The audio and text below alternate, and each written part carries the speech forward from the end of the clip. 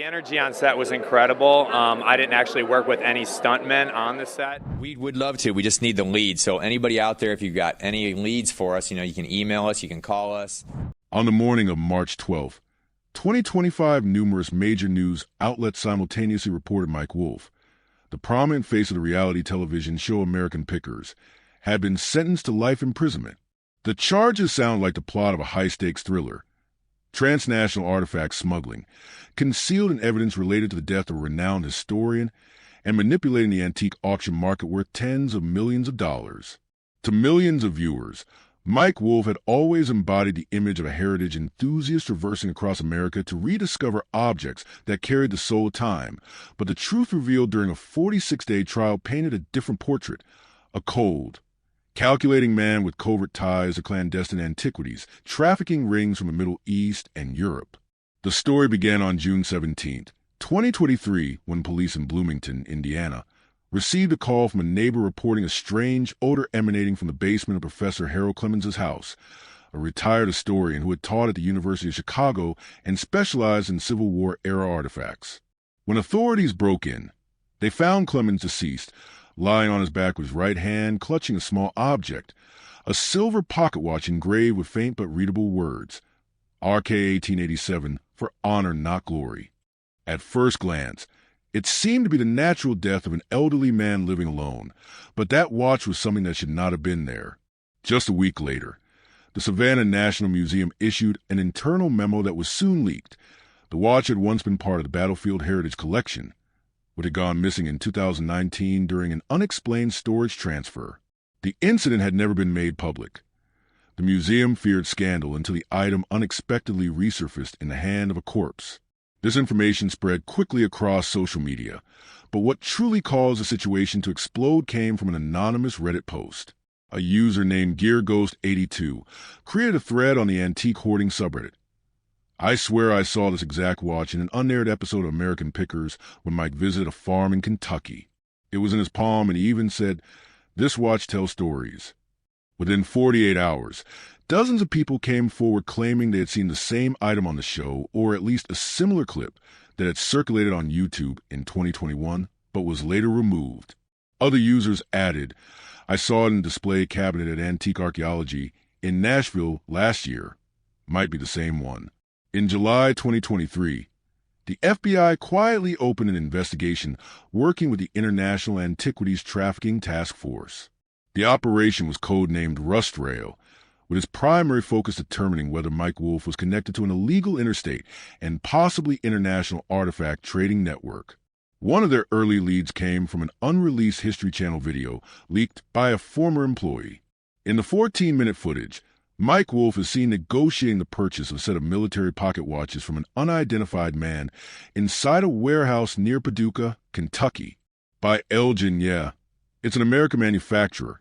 Mike's voice says in the video, including the line, "I know this piece went to the hands of an officer." It definitely has historical value. I won't ask where you got it. What raised further suspicion was that the connection between Harold Clemens and Mike Wolfe was entirely non-existent.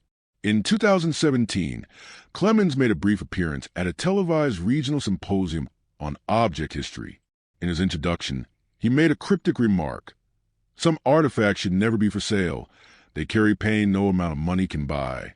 An internal email from Clemens's computer recovered after his death revealed deeper suspicions. In a message to a close friend, he wrote, "I believe I've uncovered a chain of illicit transactions originating from a well-known television figure. I'm debating whether to alert the federal authorities." That email was sent 3 days before his death. Though police found no signs of assault, the forensic report indicated a small contusion on the back of Clemens's head, possibly from a fall or from impact, before losing consciousness. No one was prosecuted for his death, but from that moment, the investigation changed course. Mike Wolfe was officially placed under federal-level special surveillance, and that small watch, once a blurry detail, became the spark that forced an entire antiquing empire to face justice. Rust Rail, tracking the objects that never made it on air. Immediately after the silver pocket watch appeared beside Professor Harold Clemens' body, the federal investigative team began reviewing all aired episodes of American Pickers while also issuing formal requests for internal records from the History Channel and the show's production company. The FBI quickly discovered something unusual. From 2020 to 2023, more than 40 items acquired by Mike Wolfe, and the show's crew never appeared on television. Some had been filmed with basic purchase receipts, but there was no clear record of where they went afterward. Among them was the very same fateful pocket watch. The covert investigation was code-named Rust Rail, a reference to the path of tracing items buried in warehouses, basements, or perhaps even the underworld layers of the antique market. At first, the investigative team could not directly approach Mike Wolfe. Instead, they quietly trailed one of his backstage assistants, Craig Salinas, who had worked as a driver and primary transport handler for production team. During a surveillance session lasting nearly 6 hours in southern Missouri, Salinas was recorded driving a van labeled Antique Archaeology to an abandoned warehouse, a location not listed in any official filming schedule. Local police were asked to assist by posing as a building safety inspection crew. There, they saw a series of sealed wooden crates containing 18th to 19th century items, including at least 3 objects identified by the FBI as reported stolen from a local museum in Georgia. A major turning point came when the investigation team obtained search warrants for 2 private storage facilities registered under a company called Time Vault Logistics, LLC, a shell company in which Mike Wolfe held shares through 3 layers of financial intermediaries. In the first warehouse in Ohio, they discovered more than undocumented antiques, ranging from Civil War-era revolvers and torn handwritten manuscripts to a nearly 1-meter-tall Egyptian deity statue carefully stored in a shockproof container. This statue, according to an internal report, matched one stolen from the Luxor Museum, Egypt, in 2011.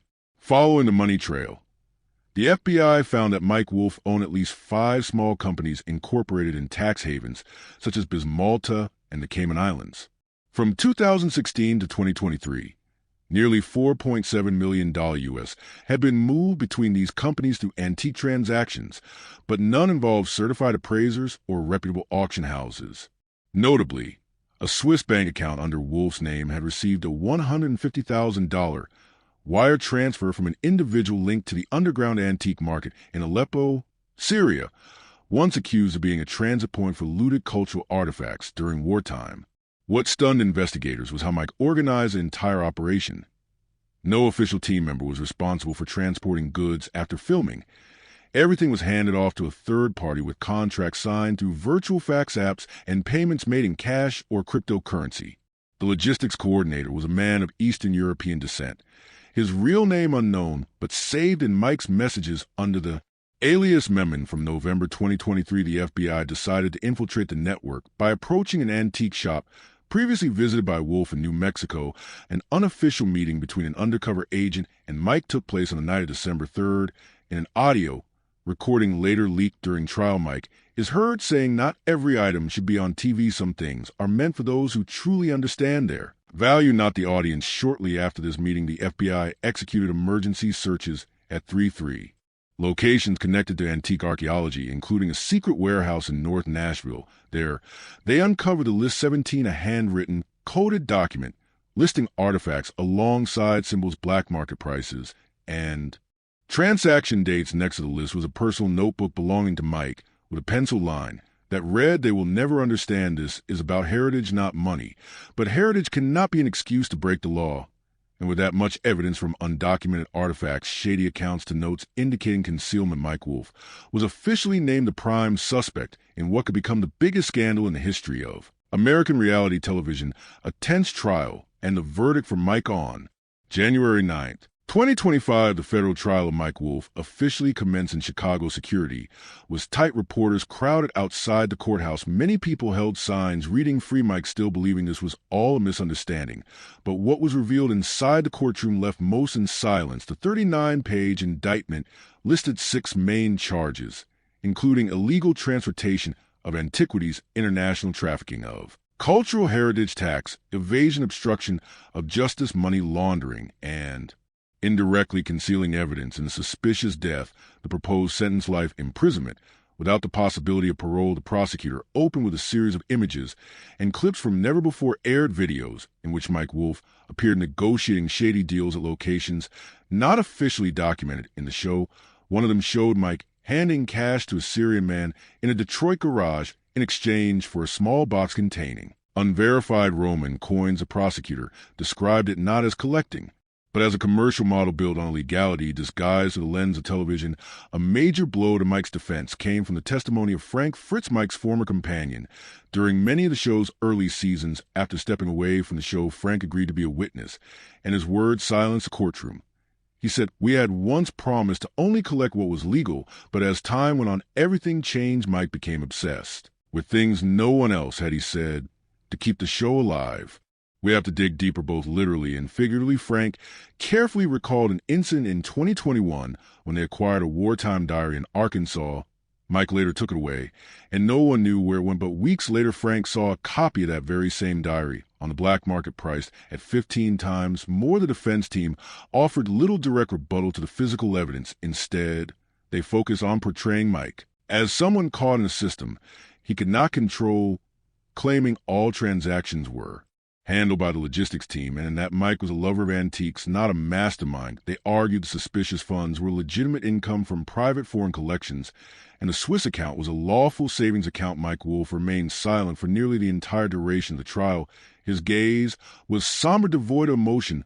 On day 31 of trial, when asked if he wished to speak to the jury, Mike still looked straight at them and said, "I never saw myself as a criminal. I just wanted to essay what others had thrown away. If that makes me guilty, I accept it." That shocking statement was quoted across headlines, dividing public opinion between admiration and condemnation. On sentencing day, the judge took just over 4 minutes to read the verdict based on a volume of evidence, the level of organization, and the resulting consequences, particularly the concealment of artifacts from international cultural theft. The court sentenced Mike Wolfe to life in prison without parole and terminated all ownership rights related to the show and the antique archaeology brand in the gallery. An elderly man broke down in tears. He had been a devoted fan of the show for a decade. On social media, fan pages that once praised Mike began to disappear or shift to a memoriam status. But a larger question still lingered. If Mike was the ringleader, then who were the people behind him? The empire collapses, and aftershocks. Just 3 days after Mike Wolfe was sentenced, History Channel officially announced the cancellation of American Pickers and removed all related content from its streaming platforms. The once massively followed YouTube channel silently deleted old videos. The website of Antique Archaeology switched to a blank interface with only one sentence: temporarily suspended. A name once embedded in American television culture vanished so quickly it felt almost as if it had never existed. The FBI sealed off both showroom locations in Iowa and Tennessee, which Mike had once called sacred spaces for lovers of the past. The secret warehouse in northern Nashville, once used as a collection hub for artifacts, was transferred to the Heritage Management Bureau. An inventory lasting nearly a month revealed numerous items with falsified documents, unclear provenance, and worse, some were confirmed to be religious relics, from conflict zones such as Iraq, Syria, and Yemen. Among them was a marble carving believed to have belonged to an Ottoman royal tomb, stolen. In 2003, the antiquities auction market entered a temporary freeze. Major houses like Sobs and Christie's issued statements reviewing all transactions indirectly linked to Mike Wolfe. Some major deals worth hundreds of thousands of dollars were canceled. Private collectors began to fear that items they once scored to Mike could be seized at any moment. Outside, the public began to divide. Loyal fans believed Mike had been made a scapegoat for a system long operating in the shadows of art, commerce, and politics. On platforms like X and Reddit, detailed analyses of inconsistencies in the investigation emerged, suggesting Mike might have stumbled upon information someone didn't want revealed. One detail that further ignited public debate was a list 17, the document found in Mike's warehouse. Beyond the encoded transactions and artifact symbols, the final page bore a handwritten line: Q7. Our 3 VTI analysts and conspiracy theorists alike rushed to decode it. Some believe it was an abbreviation for a secret organization involved in high-end artifact trafficking, possibly tied to high-ranking religious authorities. A popular theory claimed Vatican referred to the Vatican Intel Corps, an entity never officially acknowledged, though there was no clear evidence the presence of this code turned the story into something far more obscure, stretching beyond one man and the television show. Another document released by the forensic investigation team was Mike Wolfe's personal notebook alongside notes like episode 312 Cut Old Truck Scene or follow-up with Leopard Skin Collection. Holder one page contained a single handwritten sentence: "Not all past should be brought to light." This page was tightly folded and wedged between unrelated sheets as if Mike had wanted it found by accident at the federal prison in Terra, where Mike is serving his sentence. Officials have denied all media access. A former associate speaking anonymously revealed he doesn't talk to anyone, eats alone, walks alone, makes no special requests. It's as if he's accepted the sentence or had already seen it coming in March 2025. During a closed-door hearing, FBI representatives stated that other individuals connected to the case are still under surveillance, implying the investigation is ongoing. One of those unofficially summoned was a former program director at History Channel, the person once responsible for reviewing cut episodes. No one knows whether certain footage was deleted, edited, or deliberately buried. Understand why it all came to this. One must return to the beginning, before the camera lights, before the $1 million brand, back to where Mike Wolfe began. Mike Wolfe, the man behind the tragedy. Mike Wolfe was born in 1964 in Joliet, Illinois, into a poor working-class family raised by a single mother with two siblings. They survived on hand-me-downs from neighbors from a young age. Mike was fascinated by what others threw away while his friends collected baseball cards. Young Mike dug through the schoolyard, dumped to retrieve broken radios, old bikes, anything with gears. His favorite saying during those early years was, "If it's worthless to everyone else, it's even more worth keeping." By 2010, when American Pickers first aired on the History Channel, Mike was already in his 40s, but the way his eyes lit up upon seeing an antique license plate was still childlike. The show became a phenomenon. Alongside his partner Frank, Fritz, Mike drove thousands of miles across America, powering garages, old barns, and forgotten warehouses to find treasures from the past. He was beloved not just for his knowledge, but for the respect he showed sellers and the genuine passion he held for each object. But perhaps that passion went too far. Someone who worked with Mike in the early years once said he didn't just collect objects, he collected control over memory. As the show gained fame, the pressure to maintain ratings intensified. Each item had to outshine the last. And to achieve that, Mike began seeking out places people weren't supposed to go: evidence lockers, black market suppliers, from war zones. No one knows exactly when Mike crossed the line, but one thing became clear: he was no longer just looking for things no one wanted. He was after things people were afraid to keep. Perhaps in Mike's mind, he was doing the right thing, rescuing fragments of history from being forgotten. But the law does not operate on personal ideals. Now Mike Wolfe is inmate number 42719D54. The name that once stood for American heritage has been erased from all public platforms. But deep down the question remains: was Mike Wolfe a man who exploited the past for profit, or the last person brave enough to preserve it regardless of the consequences? Mike Wolfe, from a man who crisscrossed America, collecting memories, to a national television icon, and finally, a convicted felon sentenced to life in prison. This story is a reminder that sometimes the line between passion and wrongdoing is thinner than we think, and the truth, no matter how deeply buried, will always find its way back to the light. What you think about the verdict for Mike Wolfe? Was he a victim of the system, or someone who went too far beyond the limits of morality? Let us know your thoughts in the comments after this video. Don't forget to subscribe and turn on notifications to stay updated with our latest releases.